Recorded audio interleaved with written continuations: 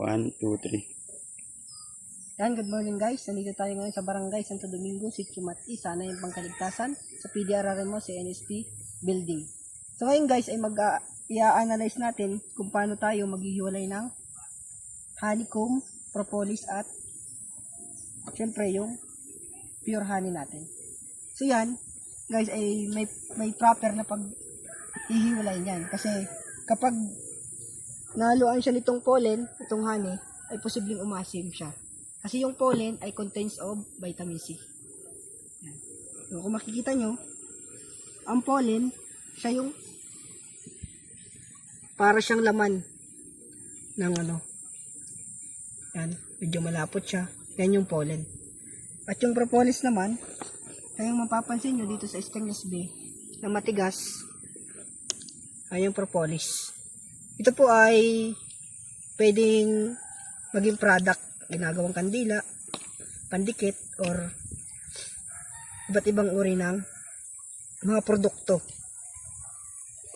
Ito naman, at syempre, ang pinakang pictures ng honey ay ng bee, ay ang honey. Yan. Yan yung honey. Ayan. So, okay guys, magsisimula na tayo. Tatanggalin na natin yung iba't ibang parte.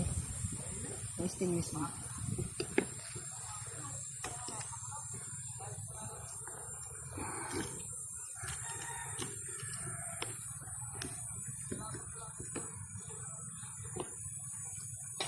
Sir, balita ko sir, mas mahal yan sa doble ang presyo niyan ng stainless bee honey kaysa sa normal na honey. Opo, mas doble ang presyo nito kasi unang-una siya ay inaalagaan na at pure siya. Talagang makukuha mo yung pinakang pure na honey ng isang stainless bee. Compared sa wild, hindi mo masasabi kung ano yung natural na kinakain niya. Kasi ito, talagang nagtatanim kami dito ng mga pwede niyong makain katulad ng bulaklak, niyog, mga pili. Kaya mas mahal to kasi unang-una hindi siya harmful sa tao kasi stainless bee siya eh. Tapos, kung magbibili kayo, ang isang strong colony niya na ay uma-amount ng 2,500. Yan po siya. Kaya compare dun sa galing lang sa labas, yan. Yan siya. Okay.